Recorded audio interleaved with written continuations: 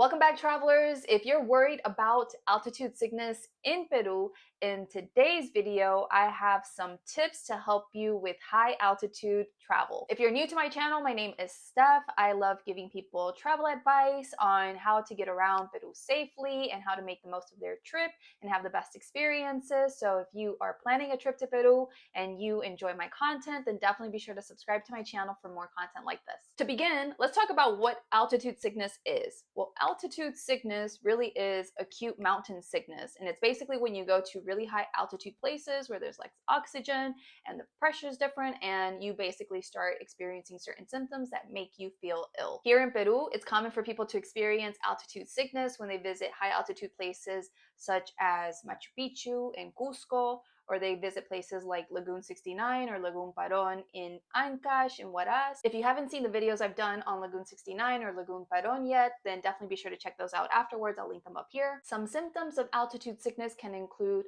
lightheadedness, dizziness, headaches, loss of appetite. You can also experience an increase in your heart rate or your pulse. You might even feel like it's harder to breathe, and you might even get to the point where you vomit. You can even have problems sleeping or fatigue when dealing with altitude sickness. Some serious forms of altitude sickness can be a shortness of breath even when you're resting, or confusion that can even cause you to lose consciousness, probably because there's less oxygen going through your body. You might even experience clumsiness or difficulty walking. You might hear a bubbling sound in your chest or cough up liquids. I don't think most people get to that point of severity when traveling around Peru because yes, the elevation is high, but there are places where it's higher and it's worse. But again, everyone's body is different.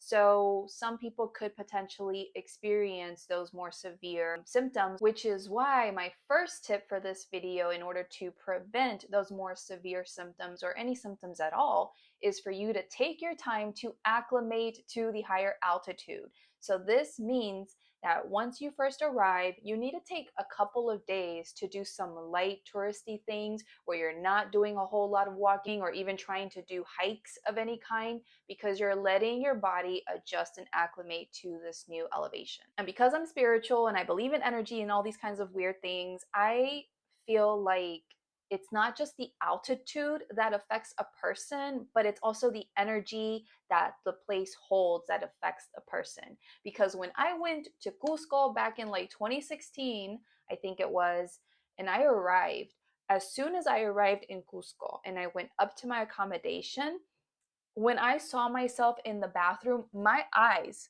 were bloodshot red, as if I had been smoking the good stuff, and I don't smoke. I don't do any of those kinds of things. But for whatever reason, my eyes were red.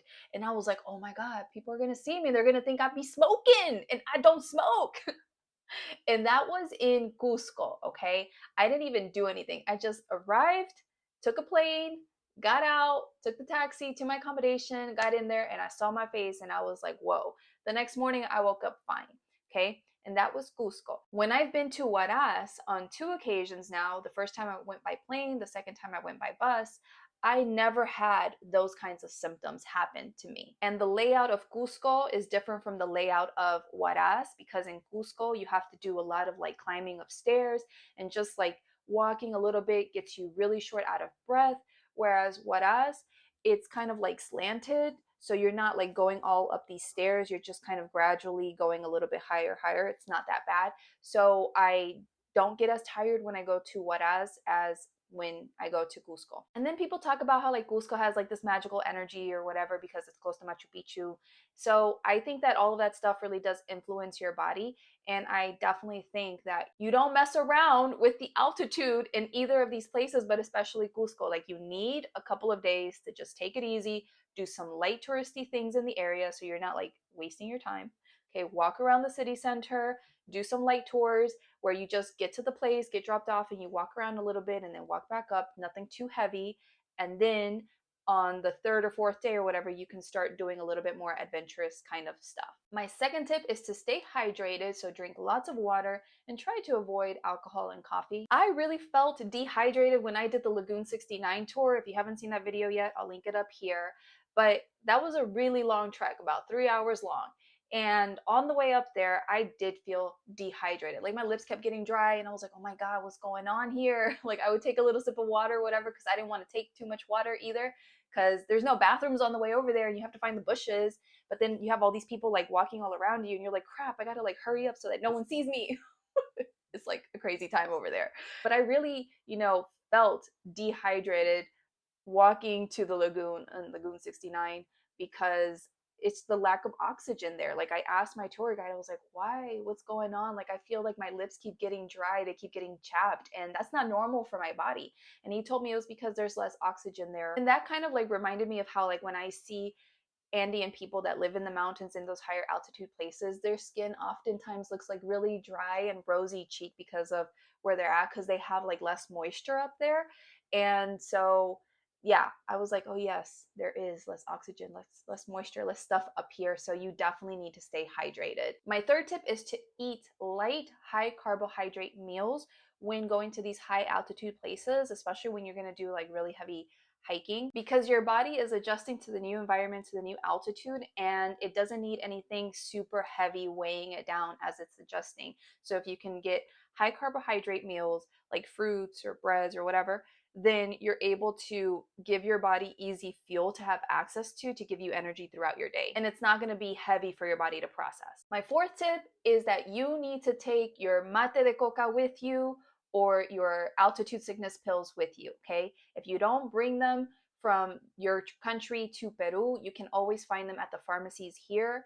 Each pill costs $2.20. That's what I asked in the pharmacies in Lima. It might be a little bit more or a little bit less in other pharmacies outside of the capital, but it's about $2.20 per pill. And if you don't want to buy the pills, you can always get your mate de coca. It's a natural remedy. You just get the coca leaves, you soak them in hot water, you make your own tea. Has to be concentrated where the water is like reasonably dark enough, and that's what you drink as you're walking or going to these places. You can also take other medications to help you deal with other symptoms of altitude sickness like ibuprofen or paracetamol, but I would really encourage you to speak to your doctor about this. I am not a medical professional. This is not official medical advice. Consult with your doctor. You know what? I just remembered, here in Peru, we also have like coca candies. These are like candies made from like the extract of the coca leaves.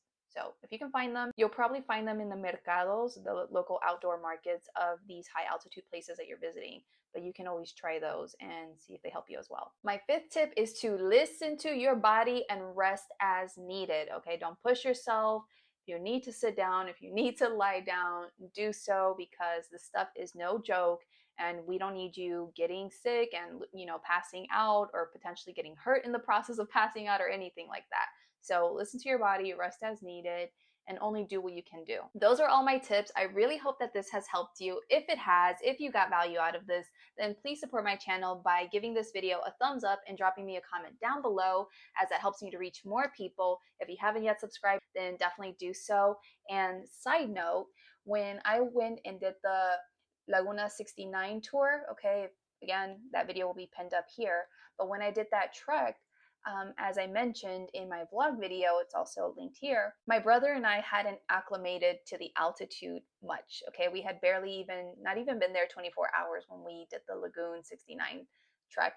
And on the way up this mountain, we both got gassy AF, and it was those lethal gases where we had to take turns. And if my brother was behind me, I'd be like, you know what, you go ahead. I got to do my business right now, because I got to let another one out, because this stuff, I don't know what's going on with this altitude, but it's pushing out some stuff out of me, and it's coming out in the form of gas, lethal gas. And my brother did the same too. He would like wait for me to go up ahead of him so he could handle his business. And those are some of the symptoms that we had from the altitude and doing that trek on the first day. And also, since I had had breakfast prior to starting the trek, and eating before doing extraneous exercise for me never sits well with my body, what I experienced on the way up there was a lot of like, I don't know how to explain it, nausea. It's like when you have like heartburn or something, and it feels uncomfortable in your esophagus, and you kind of like burp out this nasty kind of stuff. And I had that a little bit for like the first hour as I was walking up this mountain. So again, my brother and I did not properly acclimate. we were crazy and risked our lives basically to do the Lagoon 69 trek, and we didn't die or pass out on the way up the mountain or down the mountain. However, when we came down the mountain, me personally, what I felt was an extreme discomfort here in the middle of my chest. I'm assuming like that's around where my heart is, like here somewhere. I felt like a soreness there, and it was just really sensitive and like painful. Like every time I would breathe and my lungs would swell up, like I could feel a pressure there that just really hurt. And I was like, oh my God, do I have internal bleeding happening? Did I like do this to myself and cause internal bleeding and I just don't know it? Is that's what's going on in my body? Because it feels really painful. Luckily, the next day when I woke up, I didn't have that pain anymore. Like I mildly felt it, but it was mostly gone. But yeah, I'm pretty sure I did hurt myself in some kind of way. I just didn't have like the x-rays or the sonograms or whatever we call it, the scans to prove it. But yeah, I would not recommend this to anyone. Please learn from my mistakes. I be messing up all the time out here. And this is why I create these videos. So y'all don't do this to yourselves. Also, I feel that it's because of my diet and lifestyle that I have been leading for several years at this point that I was able to recover fairly quickly from that Lagoon 69 trek and was able to successfully do the Lagoon Paron tour the following day without too much difficulty, as opposed to my brother who eats like a normal person does. You know, he has the meats and the sodas and the things, and he was struggling the next day to complete the Lagoon Paron trek, even though the Lagoon Paron trek was so much easier than Lagoon 69. Okay, so that's it, my friends, for my shenanigans and ramblings. I really hope that that also helped you. Thanks for hanging out with me. I really hope that you are enjoying these videos, and thank you for supporting me with your comments, with your likes, with connecting with me on the social medias. And as always, stay curious, keep exploring, and I'll see you in the next video. Ciao.